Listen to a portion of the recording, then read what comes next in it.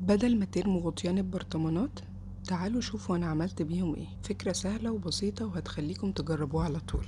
انا بحب دايما احول الحاجات اللي بنرميها كل يوم لقطع مفيدة وجميلة، والنهاردة هنعمل مع بعض بوك صغير للفلوس او الاكسسوارات، وبصراحة النتيجة كانت احلى مما توقعت. وانتوا قولولي في التعليقات لو عندكم افكار تانية نقدر نعيد استخدام الغطيان بيها. اول خطوة جبت غطيين يكونوا قد بعض، اهم حاجة ان حجمهم يكون متساوي عشان البوك يطلع مظبوط. هنحتاج كمان قماش وسوستة ومسدس شمع او اي حاجة نلزق بيها ومقص.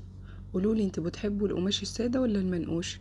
انا هنا هشتغل بقماش سادة لان هو المتوفر عندي. هناخد اول غطا وهناخد مقاسه، وهنسيب مسافة صغيرة كمان بعديه عشان هنتنيل جوه.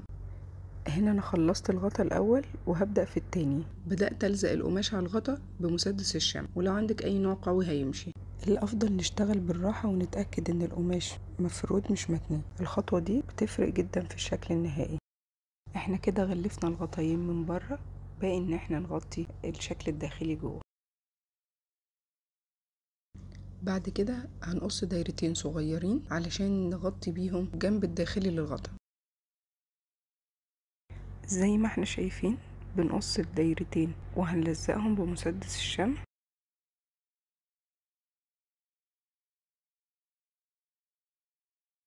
كده لزقنا الدايرة الاولى وضغطنا عليها جامد عشان نتأكد ان اللزق ثابت، وهنلزق الدايرة التانية وبرضو نضغط عليها عشان نتأكد ان اللزق ثابت. بعد كده هنبتدي نلزق السوستة بتاعتنا، هنلزقها بالشمع برضو او اي نوع عندك. واحدة واحدة هنلزقها زي ما انتوا شايفين كده. انا بستخدم اداة اللي بتيجي مع الصلصال عشان اضغط على السوستة عشان اتأكد ان الشمع لزق فيها كويس. بس ممكن نستعمل اي حاجة، لو مش عندك الاداة دي ممكن تستعملي اي حاجة، سواء مثلا تضغطي بالمقص او بقلم، اي حاجة تؤدي نفس الغرض. والسوستة كانت طويلة عندي شوية فقصتها. بعد كده هنفتح السوستة ونبدأ نلزق الغطا التاني بنفس الطريقة. وعلى فكرة فكرتنا دي تنفع مشروع مربح وسهل وتقدري تشتغليه من البيت. بعد ما لزقنا السوستة في الغطيين كده البوك يبقى جاهز عندي، ما بقيش غير التزيين. احلى جزء بالنسبة لي التزيين. انا اخترت حاجات بسيطة نزين بيها. انا اخترت القلب الجميل الصغير ده عشان نزين بيه، لكن انتوا ممكن تحطوا زراير او رسمة او حتى اسمكم، فالتزيين بيرجع ليكي انتي.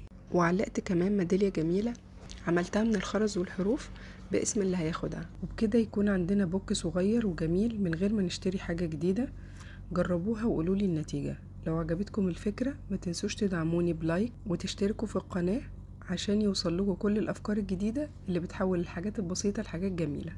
طبقوا الفكرة وصوروا النتيجة وبعتولي على الفيس والانستجرام، واستنوا الجزء التاني اللي هنعمل فيه مقاس مختلف من الغطيان وبتزيين مختلف. شكرا ليكم.